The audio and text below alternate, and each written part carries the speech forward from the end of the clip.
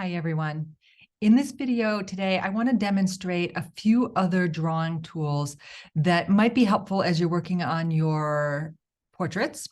You may not need them, but they're here if you do. So we're going to start with the brush tool today. If you look over on your toolbar, you're going to find the brush tool about, what is it, 6th or 7th one down the list. It looks just like a paintbrush. If I take the brush tool, I can basically draw a line on my drawing board, on my art board, and I can actually apply different brush strokes to that line. Now, the nice thing about the paintbrush in Illustrator is that what I'm actually creating is a vector line, a path, right? If I come back after drawing a line with my direct select arrow, that's the second one on the toolbar, and I click on that path that I've drawn with the brush, zoom in here so you can see, I have anchor points. I drew it freehand, using your mouse, it's like click and drag, or your finger on the trackpad, click, drag it around. But I still have all the anchor points and vector handles that I would have had to create if I were manually making this with the pen tool. So it does give you some freedom to draw in a freehand, maybe more natural way, but to come back and edit each of these individual points. So for example, I have my direct select arrow chosen. I'm going to click on one anchor point. I can modify this shape by dragging that one anchor point. I can change things like the curve of the line by adjusting the handles. Okay, so very editable and very quick to draw. My personal experience is this is hard for me to use to draw precise shapes that I'm seeing, but sometimes you need something a little more free-flowing. Maybe you're working in the hair of a portrait and you just need to get something a little more expressive. This is a great way to do that.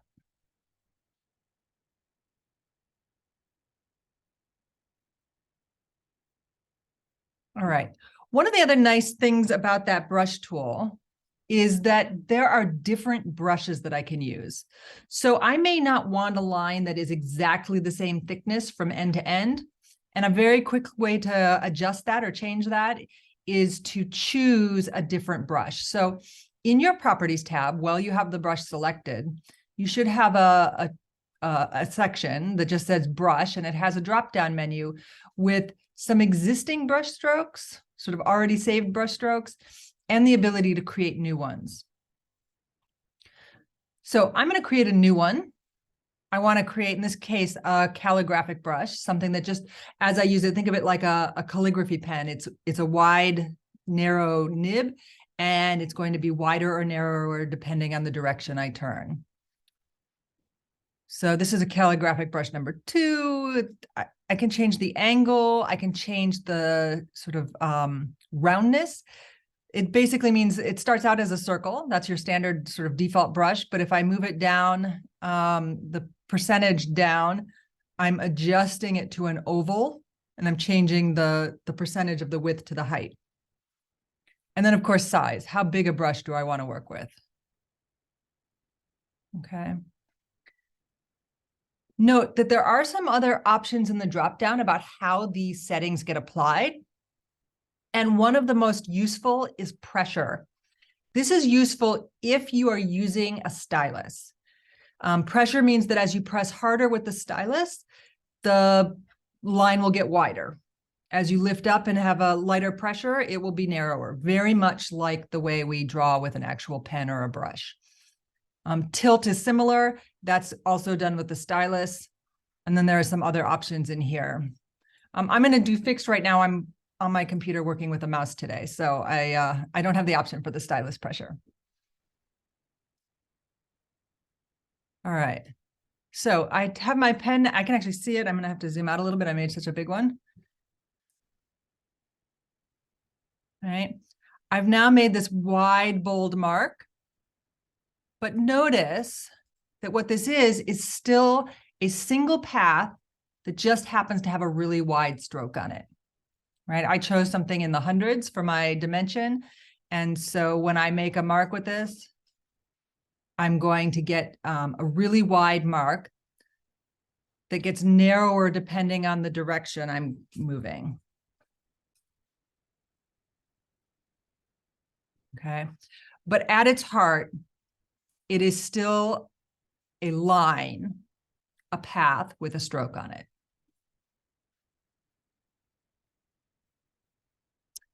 All right. If you click and hold on the paintbrush tool in your toolbar, you're going to find the pencil tool. Very similar, slightly different options, but otherwise it is basically a round mark that you can draw a path with that will have a stroke applied to it. The third tool underneath the paintbrush is called the blob brush, and this tool works very differently. The blob brush makes a filled shape. So I'm going to do some drawing here. I let go. I'm going to take my white arrow again and click on this shape. And let's zoom in a little bit here and take a look. What I have now is a path. You can probably just make out these anchor points around the outside that has a filled color inside. So every place that I drew or made that mark becomes part of the interior of that shape. Okay. Along with that, the other really big sort of cool benefit of the blob brush is that any two shapes drawn with the blob brush that are the same color are going to connect. So if I draw this first shape and then I decide I want to add to that, I can take my blob brush and draw, oops, I got a really small one that time. That's all right. I'm going to draw some back and forth zigzags here. When I let go, you'll notice that those shapes are now connected. As I draw on top of an existing form with a new, with the brush again, but using the same color, it connects those shapes. It's very much like if I were drawing with a marker on paper in the same color, and it would appear that those were all one shape.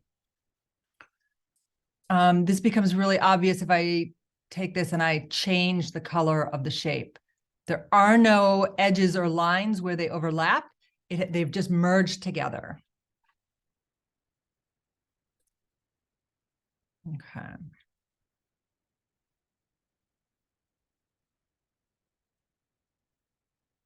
Now, let's see. I think the other thing I want to talk about is the eraser tool that kind of mirrors what the blob brush does, except obviously in reverse. Instead of adding to a shape, the eraser takes away.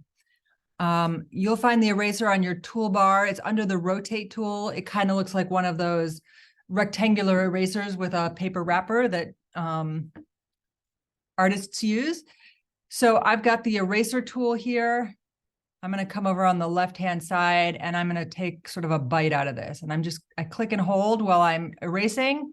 And then when I let go, my shape has been changed. The path that defines the edge of the shape has been moved. New anchor points have been created, and I have eliminated part of that shape, right? You can take another bite out of it here. And there we go. That path is drawn to match where I have erased or removed part of that shape. Okay. It is also possible to make compound shapes this way. So if I take the eraser tool and I erase something in the middle, it will cut a hole through the shape that I have here. A compound path has an outside path and an inside path, and that inside path defines the hole in the middle.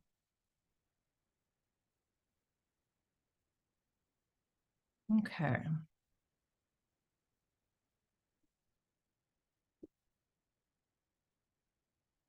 All right, the next set of tools that I want to talk about are going to be found on the Pathfinder window. If you don't have that window open by default, I keep it in my toolbar because I love it so much. I use it all the time. but you will find it in the window drop-down menu where it says Pathfinder.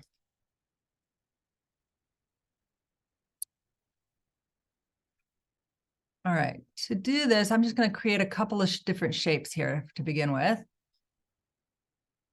couple freeform shapes.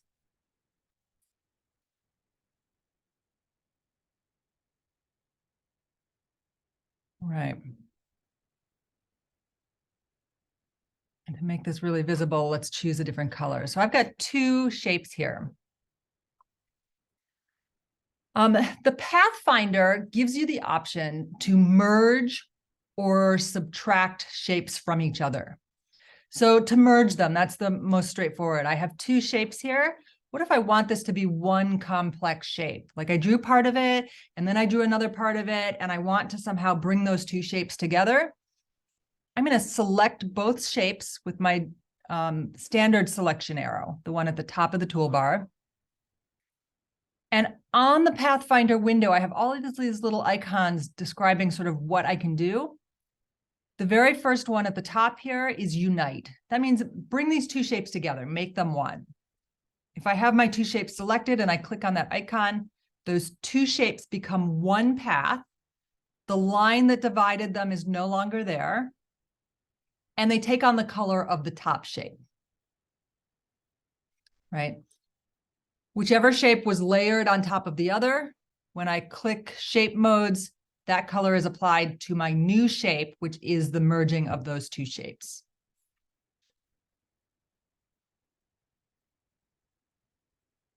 It might be that I want to use this second shape not to unite with my first, but to cut away a very specific part of it.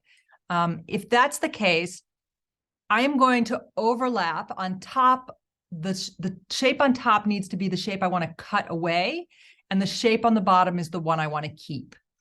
So I've got the top one selected. I'm going to add my second one to the selection. I held down the Shift key and clicked on my second shape.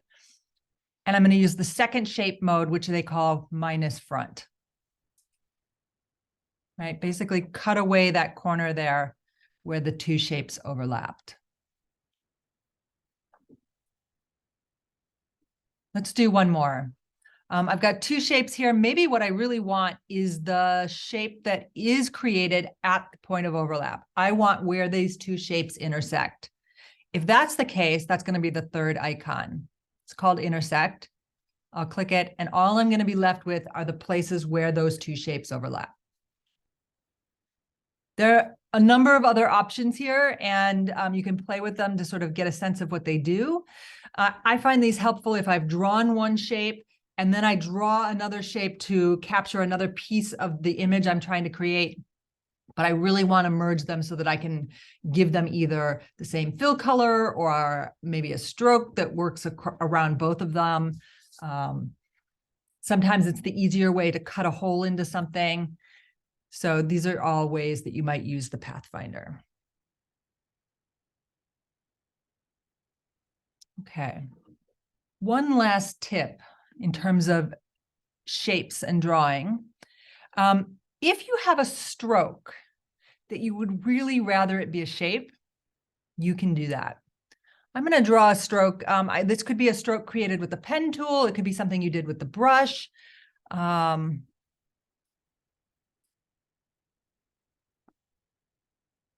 going to come up to the color and get rid of my fill color and give this a stroke color.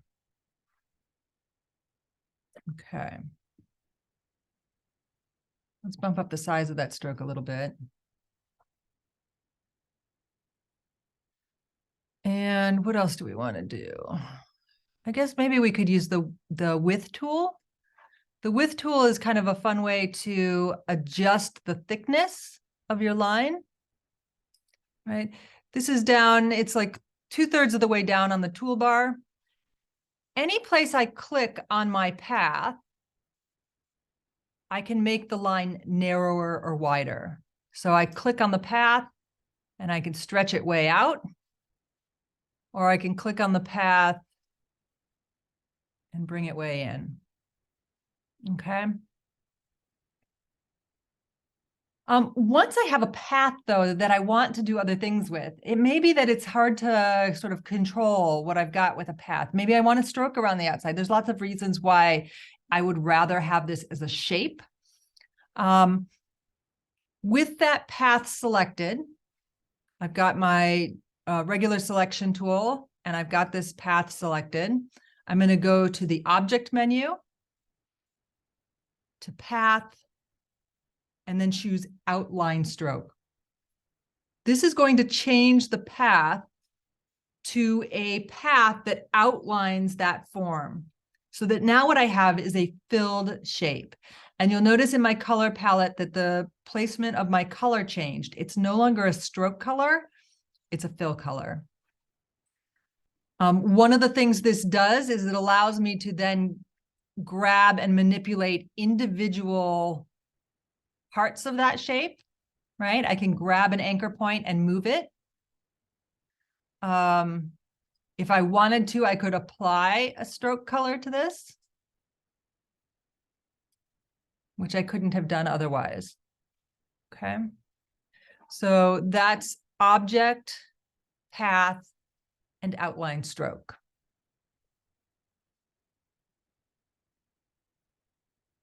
All right, I hope these tools have been helpful and that you might find places to use them. Remember, these are just there to be helpful if you have an appropriate use of them. You may not be using them this week in this particular assignment.